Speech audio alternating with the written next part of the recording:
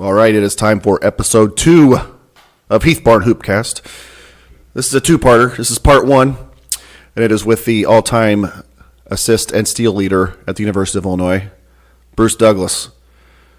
Bruce played back in the mid-'80s, had a great career, and it was an honor to have him on. So this first part, I don't want to give away too much, but we get into his childhood, his upbringing, things like that, how successful the program is that he was a part of in high school and all the way through. Great recruiting stories. Don't want to give too much away again, but Bobby Knight was on his couch, tells stories about that, and other coaches that were on his couch trying to recruit him, things like that. And again, he was a great defensive player, a Big Ten Defensive Player of the Year one year. So we talk about defense and things that you need to be a great defensive player. So again, this is just part 1. Part 2 comes out later in the week, but he's just a great guy, and it was again honored to have him on. So it is Heath Barn Hoopcast. Away we go.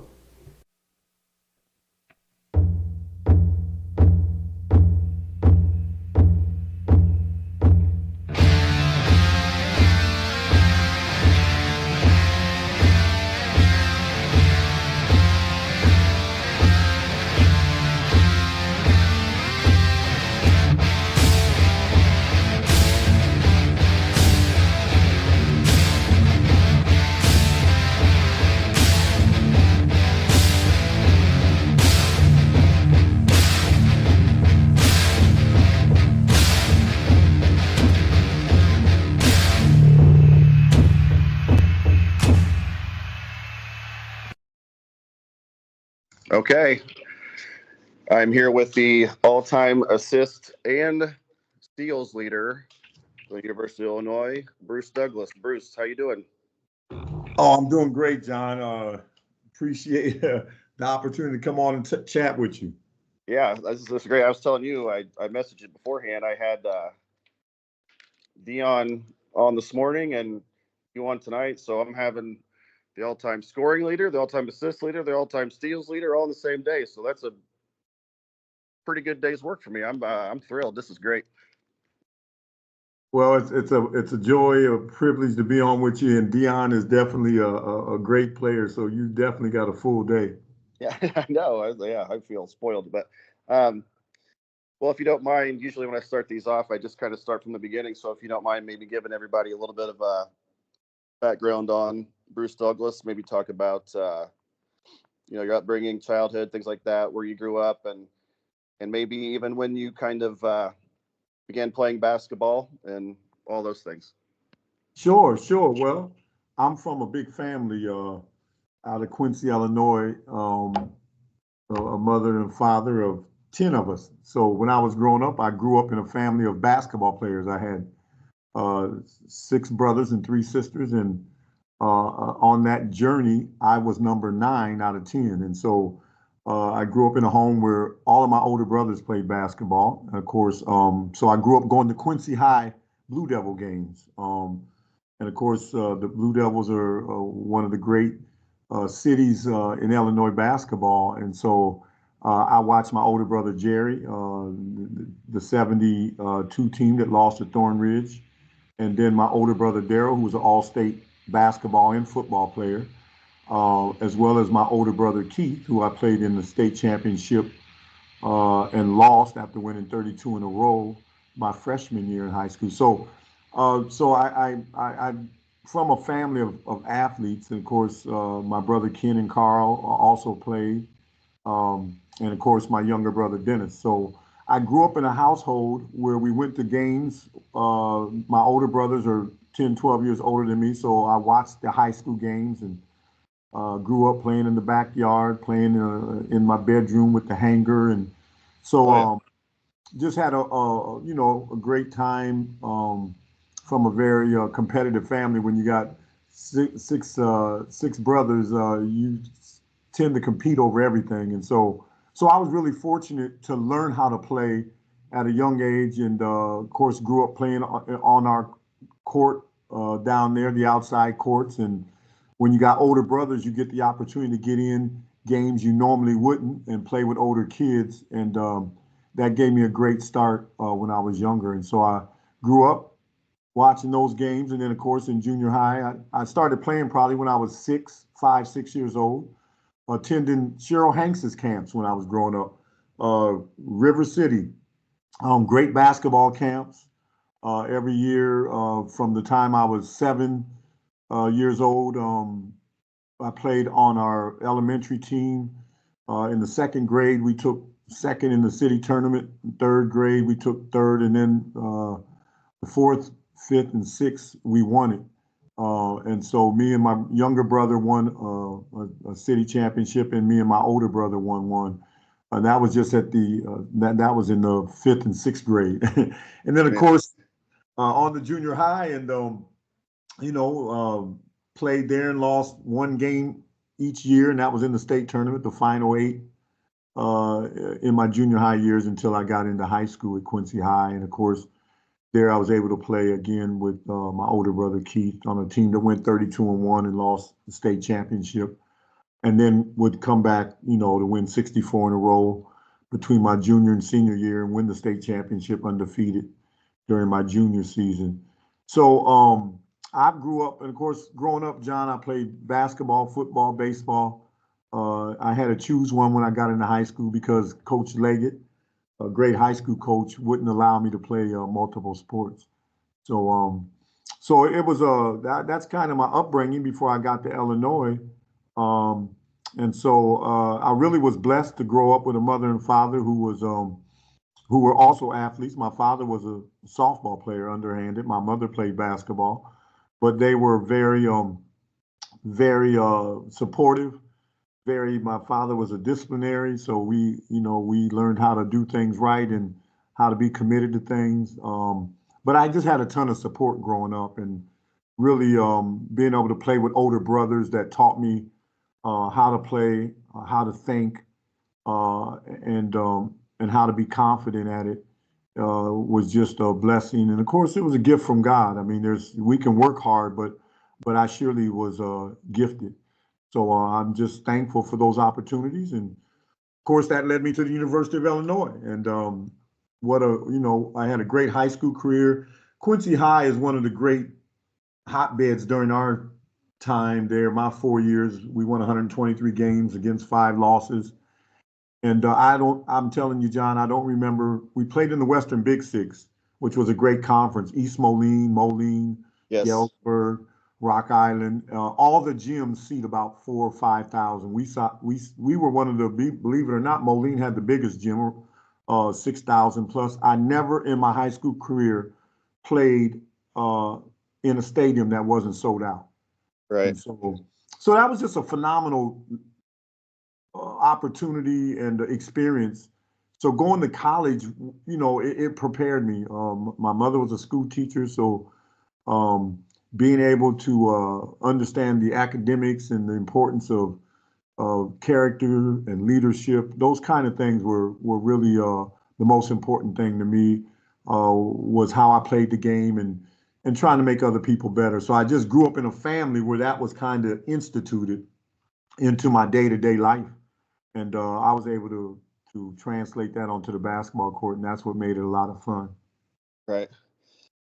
Yeah, I was going to ask you, when you were growing up and things like that. So having those older brothers playing ball growing up had to be a huge help, I'm guessing. But also, I was going to ask you, did you have kind of a favorite player or anybody you tried to model your game, with or whatever, or were you just kind of, did you just kind of and always enjoy the point guard position and just kind of blaze your own trail there?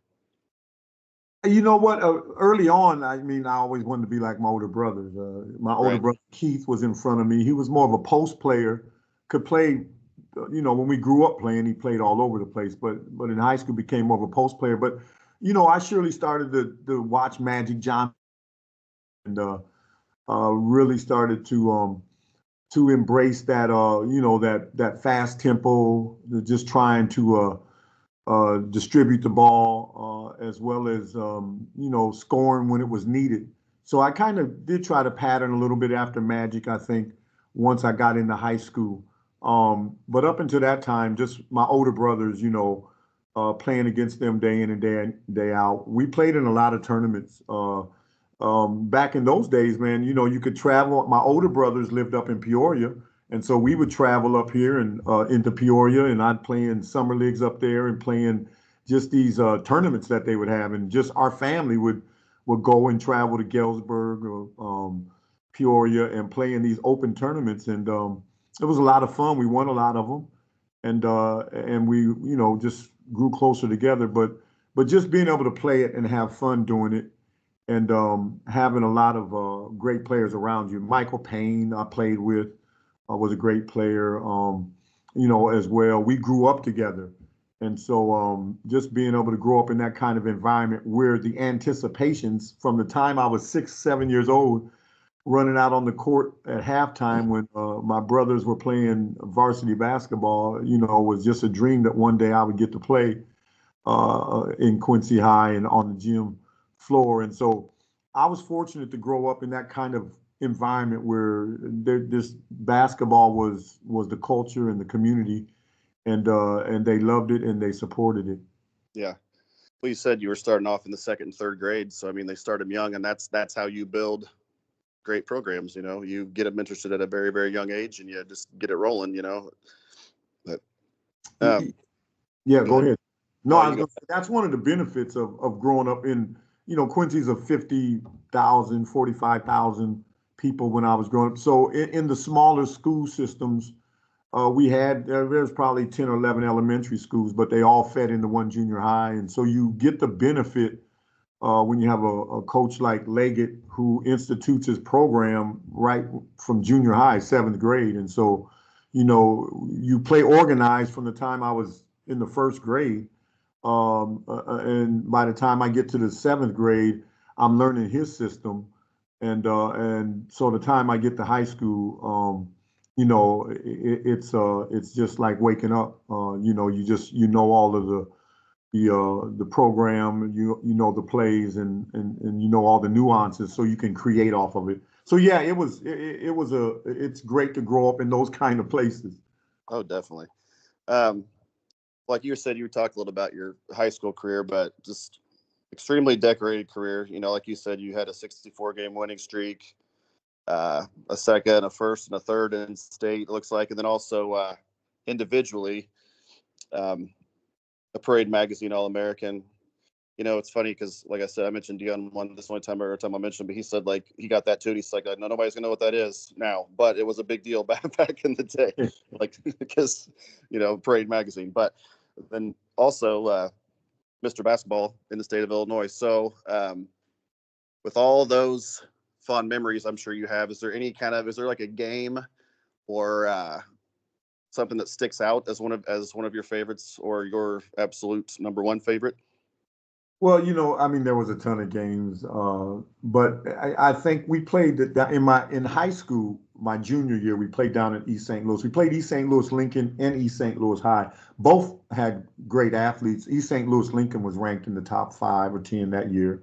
But East St. Louis, we played every year, and they always were great. We went down there that year and played them. They had a good team, but we beat them, pretty bad.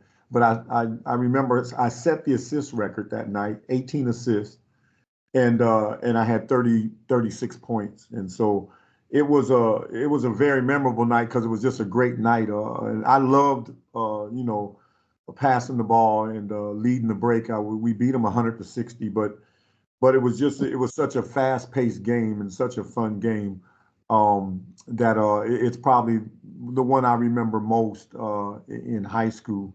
There was a lot of college games as well. We're just talking about high school, but there was, we had some great games. I had a lot of fun games, but that's probably the one I remember most. Right. Maybe something for youngsters out there, like how much, for kids that might not understand, like how much hard work and time and effort and everything do you have to put in to reach that level of success? And we're going to move on to college after this, but just to put yourself in a situation where you are good enough to play at a major college, for, how maybe talk about the time and the effort and Sure. everything you had to get there. Yeah, well, first of all, I think in those days, there's no question that you had to have a commitment um, to to play it every day. I played it. I think the fun part is the scrimmaging, but the hard part is the one-on-one time. And I mean, from a young age, I spent a lot of time playing one-on-one with other people, my older brothers, as well as playing by myself. And so staying in shape is probably the key component, is being able to keep yourself in good shape. So every day I normally ran a couple of miles every day down to the court. And then I would play a couple of hours every day. That consisted of, some scrimmage time, some drill time, and then some free throws and some shots. Um, and when you start at a young age, the sooner you can get more disciplined in working on your individual game, which means just putting time into it, the easier it gets as you get older to work on your individual game. And at a young age, you really got to love it. Today, I think one of the challenges for our young people is to play it because they love it. I think today you got to be very careful that you don't make it more work than fun for kids while they're young. And I know with AAU, there's a lot of playing going on. Yeah. And I think today they really got to balance that. I played all the sports. I said growing up, I played baseball until I got into high school. I played football in junior high. And so I loved playing sports. But the commitment to it, it's a lot of hard work. It takes a great attitude so that you wake up every day thinking about the game, wanting to play the game, but really loving it, because there is a part of it that becomes a little monotonous. You work your way through that by just reminding yourself how much you love it so that it doesn't become a job. It becomes something that you look forward to developing in. So there is a lot of time. And then there's just, for me during that time, all of that went along with being a good student. You had to be able to also have good character. And I think today, what would help a lot of our young people is if we continue to instill in them. To me, it was one of the most important things was knowing the rules, playing by the rules, playing with the right attitude, not questioning calls, and being able to control your temper. Those kind of things were just key elements into being able to develop great character. Will help you develop into a great player. And so I lend a lot of that support and upbringing from my parents and my older brothers and sisters as an expectation of how I would carry myself on the court as well, Yeah. as being a good player. Right. That's very well said. Well, whenever I have guys on, I love listening to recruiting stories and things like that. So, obviously, with that successful career or high school career like you had, do you remember maybe how old you were when you began hearing from colleges and maybe get into who was interested, things like that, and what ultimately led you to Illinois? Sure, sure. Oh, it's a great season. Probably when I'm 15, when I was 15. Back in those days, we went to summer camps, and they had the BC All-Star camps, and they were the invitational camps. And so after my freshman year, I attended down in Georgia.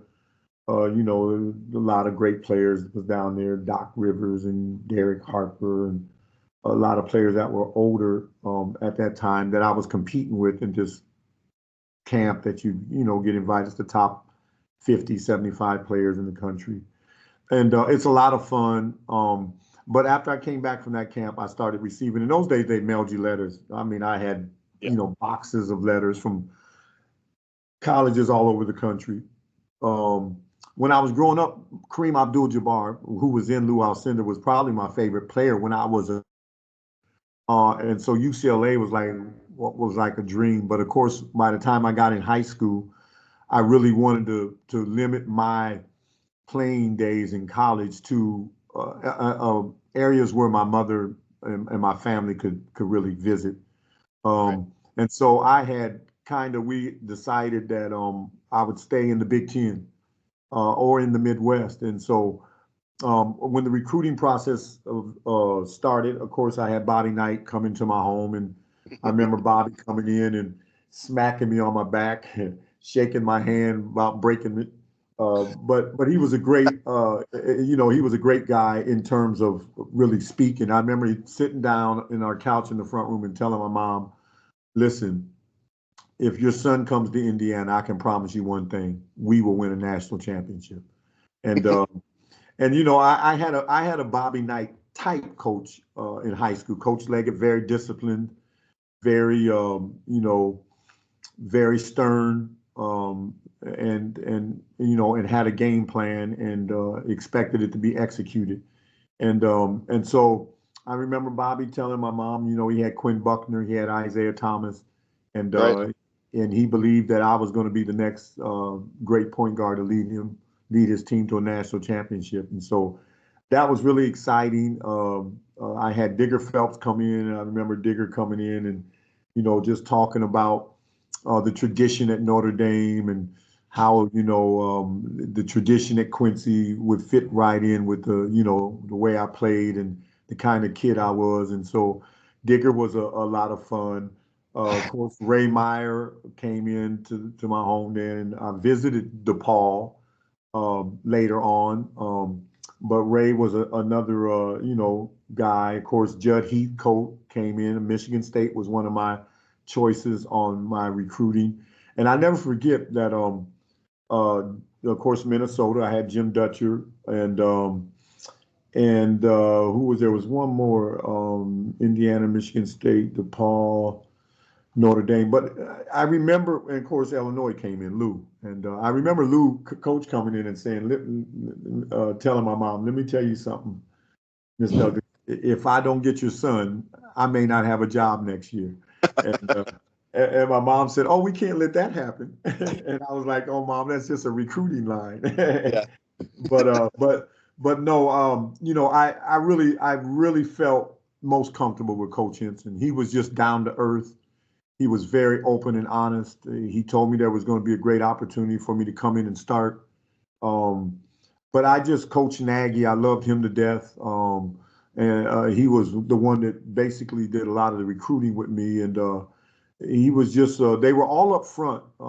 They were up front, down to earth, but honest people. They weren't overconfident. They weren't boast. They didn't boast a lot. They were very humble people, and that's what attracted me to them. And of course, Illinois was a place I loved. I wanted to really stay at home.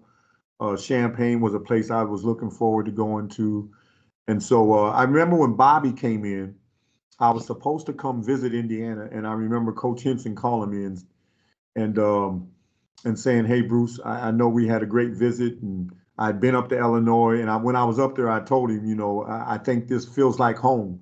And and the week before I was about to go to Indiana, he called me and he said, "Bruce, and listen, I know you said it felt like home, but please make this your home." And I decided before I went to Indiana that I was going to commit to Illinois, and it was just the right environment. It was the right place. It just seemed to be made for me in a place that I wanted to play at and to make a name at, and to make Illinois basketball a national powerhouse. And I think we accomplished that during my 4 years there. Right. Man, I just had the biggest smile on my face the whole time you were saying all that. I could listen to those recruiting stories from guys. I mean, just happened Bobby Knight. So all those guys, I haven't heard very many of these guys that I've interviewed talk about the coaches coming to them. They've talked about visits they've taken and things like that. But so all those coaches went to your house, and were just sitting in there basically giving their pitch. Is that how everything went? Yep, that's what they do. Of course, they tell you stories about the great players they had, and what they see where they see you fitting in, and leading their team, and of course, I went to visit. Like I said, I didn't go to Indiana. But I was scheduled to go that weekend, Right. and me and Coach Henson came to the conclusion that that I needed to go ahead and make a commitment, and I did. But Bobby was I left out Gene Katie. I don't know how I could have left him out because Gene came into my home, and Gene is like Gene was a great football player. He was a good football player, but he was built. And I remember Gene coming in and telling me, I mean, he came in and got out his notebook and he was drawing up plays that he could see me where he saw me fitting in. And I'm looking at my mom like these dudes love the game. I mean, but Gene talked about his tenacity on the football field and how he saw that tenacity in me on a basketball court. And of course, I did go to Purdue and visit, and had a great visit over. Mackey Arena was fairly new then, and it was a great visit over at Purdue. I really liked the school, and Coach Katie was a good guy. And he told some football stories when he was at my house, but for the most part, he was funny because he did pull out his pad and paper. Right. Man, the back then too, the conference, the coaches, they had some characters in the Big Ten. You had Bobby and Knight and Lou and Judd Heathcote, Gene Katie. I mean, big personalities, back then it was, and then they're all fighting for the same recruits and Yeah. everything. I mean, that's Oh, it just was amazing. too funny. Well, and of course, Lute Olson, who was at Iowa, Michael Payne, who was my teammate, who we won a state championship together in 33 in a row, went to Iowa, and of course, Lute thought immediately, hey, I'm probably gonna get a good chance to get in on Bruce. So even though I talked with Lute a couple of times, but really I was never interested in Iowa, and so they were interested in me. But I just early on did I just didn't I didn't feel the vibes at Iowa, and so I had already kind of moved them out of it and stayed more toward the Michigan State and DePaul and Notre Dame and Indiana and Purdue, and those were pretty much the schools that I was going to choose from, and so yeah, so there was they were great personalities. Those guys, man, they are too funny, but they love the game. They're committed to the game. I mean, they just they talk basketball 24/7 on all the visits I went. I mean, that's all they did. Is talk about what they were going to do if they could get you. And I laughed because when I went to Purdue, Bruce Weber was the recruiter. He was Really. recruiting me, yes. And me and Bruce laughed when he came to Illinois. That and he was just a young man. I think it might have been his first job, as a recruiter, was at Purdue. And so me and Bruce went way back. And he put me up at a nice lake house. I'll say that. But no, it was a great visit. So yeah, that was just a great time, great memories, a great experience for me to meet such. And let me say this: all of those men, they were characters, man. Bobby threw chairs. That Judd would go through his hair, and I mean they would throw tantrums. But those were really men that you could respect, that loved the game, and really made an impact, on how the game is played. Right. People forget that. I mean, Weber was under Katie, I think, for 18 years before he went to Southern and got his first head coach. Hmm. So, yeah. Yeah. Um, Man, those are great stories. I should ask you too before I go to the next thing. Like growing up, uh, did you ever play anything besides the point? And then I was also going to ask you, what are some of your favorite things about playing that position, being a point guard? Oh yeah, I played. I mean, I made my living really in the paint. Uh, Growing, I was really fortunate because I always handled the ball. Growing up, because I played against my older brothers, and we were only 6'2", 6'3", and so we were great ball handlers, great athletes. But I had, of course, when you're a great athlete, I had the gift of being able to jump, and so I learned from my older brother Keith, who was a 6'2" post player. I've told people this before, probably the best post player I've ever seen play, especially at the high school level. And at Yeah. 6'2", I remember in the state tournament, I mean, Keith led the state tournament in rebounding and scoring. And it had Russell Cross, Bennett had from Lao, Mr. Bennett was there. I mean, just big, strong, big men that he just outplayed. And so I learned to play outside. Mr. Duncan, my elementary coach, taught us how the footwork from, playing on the post. And so I knew that. And so in junior high, I was one of the taller players, and I scored inside a lot. And then as I moved to high school, because I had my older brother, and as a freshman, I played on the varsity, of course, and that move gave me an opportunity to be out on the perimeter. And that was really where I felt comfortable. Just the thing about being a point guard is you have to know the game. You get to not just know it, but you learn your other players, and you learn how to get them to be places that you want them to be, to run plays you want them to run, because they know if when I had the ball, they knew if they got to the spot where they were supposed to be, I could get them the ball there.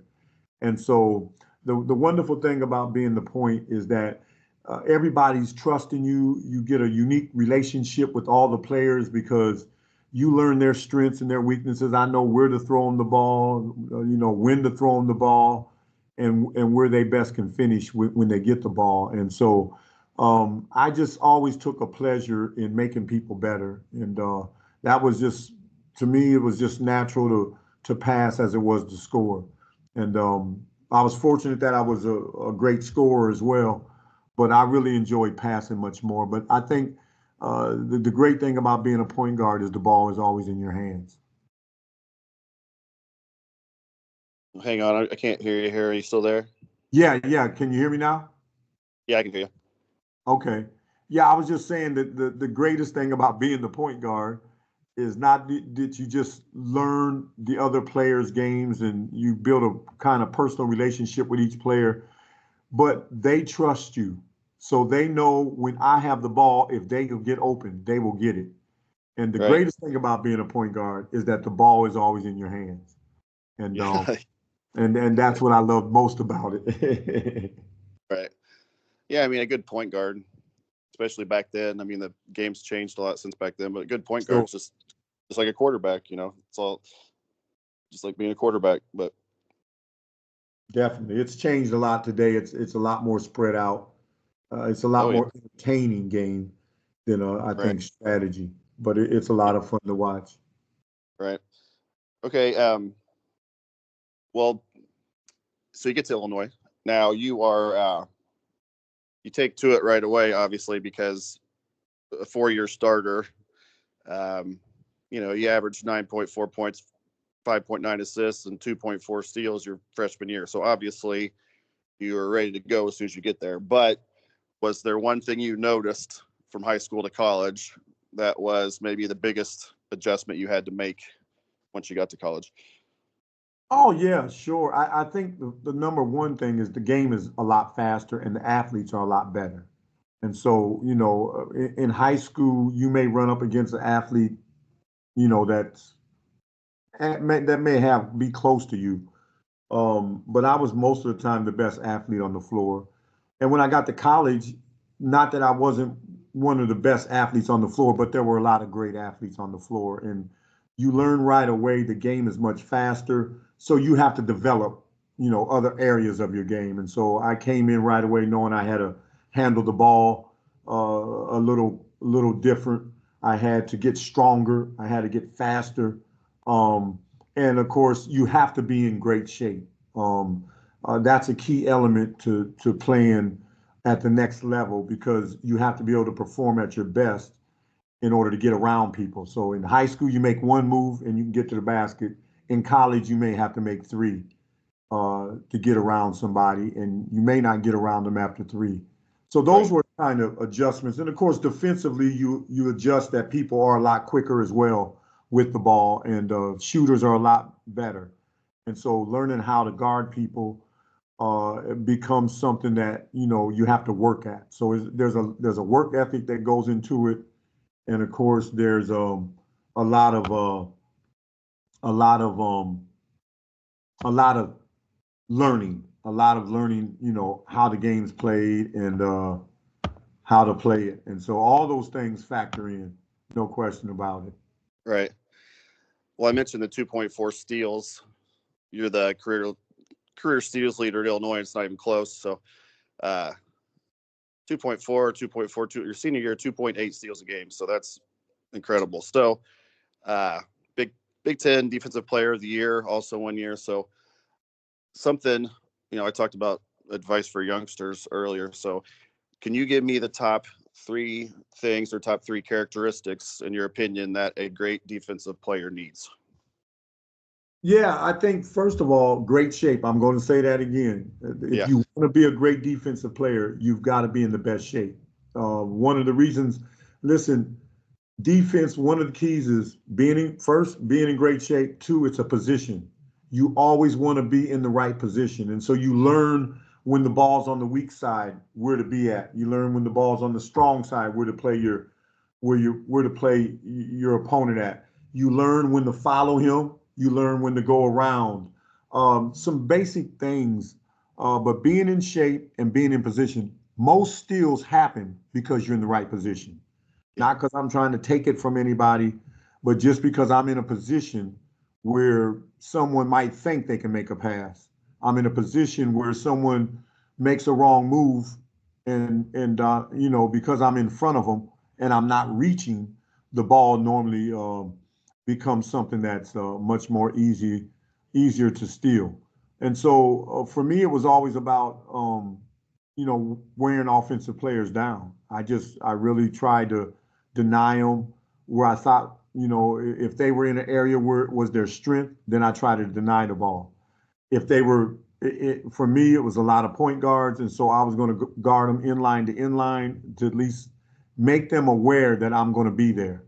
And the first time they make a mistake, I'm in a good position. I'll steal the ball. And so stealing the ball is about being a good defensive player that doesn't reach but stays in good position. Most of my steals, like I said, they came because I was in the right position. Um, and a lot of people get tired, Right. and the other half of them came because people were tired. Yeah. They get a little lazier with the ball. They do some things, and so as a defensive player, you have to be thinking, what you don't want them to do. And that's pretty much how I, approached the game. At halftime, I wanted them offensive players to be looking for me when they went in the locker room. And so you really have to just be on their mind. And but I'd say the number one key would be conditioning. Yeah. Well, I mean, nobody at the Big Ten level goes fishing for steals. I mean, that those are just, it's the more discipline you have, and like you said, the better shape you're in, just wearing the other guy down. That's when the majority of those happen. You don't gamble in college. I mean, it's not like junior high ball where you can just gamble and get steals and go. You Yeah, got to, like, exactly. Because you're Yeah. great, you're the best athlete, but in college, a lot of great athletes. I grew, for me, the great benefit was I had Derek Harper there my first year. Yeah. And Derek was a great player, great athlete, and just he had been in college 3 years, so it was a learning curve for me my freshman year. But being able to go up against him every day in practice was, he was a great support system, like a brother, and being able to compete against him. Let me say this: if you want to be a great defensive player, you got to be a competitor. You have to be willing to compete, and that's something that has to be learned. I mean, I'm not talking about going up trying to beat somebody out, but I'm talking about going out there and saying, I'm going to make you be your best every day, every play. I'm going to make you, shoot over me. I'm going to make you handle that ball carefully. You got to compete, and you got to have a heart for that, because there's no question there's just times when you have to play through being tired, because tired is just a mindset. The body is ready to go. You just have to keep the mind going. So that was a big benefit for me. Derek was a great defensive player. He had great speed, and so I learned a lot of that my freshman year. A lot of things from him that was very helpful. Yeah. Speaking of defense, while I'm thinking about it, who do you think was the toughest player you ever had to guard in college? Man, that's a good question. I mean, there was a lot of great players early on. Eric Turner, who was just a flashy, fast point guard. He didn't never. Eric, unfortunately, his first couple years he was good, and then he kind of, he just mellowed out. But I remember, he was just cat quick. Scott Skiles, because he had distance. I remember Scott. You'd have to pick him up on the break at half court because he was shooting. Especially his senior year, he went through that kind of. He had some issues, but that really fired him up, and he got confident. He'd shoot from the 5-second line, and so you would really. He wasn't real fast, but he was good at getting his shot off, and he was short. So you'd have to pick him up early in the break, and he had two forwards that just ran the floor. And I mean, they made it hard on you because if you picked him up early, if your big people didn't get back, then the forwards might get a dunk. So that I was in a lot of dilemmas with him. And then of course, Steve Alford. If you talk about someone coming off of picks, there was probably nobody any better than him in utilizing picks. And so with him, it was a matter of making him put the ball down, never letting him be able to shoot right off a pick. And so, there was different strategies. And then, of course, Whitman, I got to guard him some my freshman year. He was a senior. Tommy Davis. There were some great shooters in the Big Ten then. Michigan had, Gary Grant and Joe Bear. They were all, great players. Ohio State had the two little guards. They were little, but them dudes they were athletes. And so everybody had a different game, and you really had to look at them, through some film. I tell you, if you want to be a good defensive player, spend time in the film room. A lot of it, when I'm talking, and I don't want to leave that out, a lot of what I'm talking about takes place as you watch their habits. You watch the things they like to do. They like to go right. When they go left, it's, after they've come off a pick, or, you watch some of their tendencies, and you utilize that film room, as a tool to stop people. So those are some of the things just for the young kids, those are extra things that you can do to become a great defensive player. So, so those were some of the things I did. Yeah. And that's good. That's great advice for college kids too. I mean, they got to learn, there's, when you're going up another level of physicality and speed and quickness and all that, it's great advice. But all right, we're going to stop that one right there. Hope you enjoyed part one. Told you it was awesome. Part two, later this week, Thursday night, will come out. He gives a very, very powerful message in part two. And again, you can listen to him talk all day. So hope you enjoyed part one. Part two, Thursday night. See you then, ILL.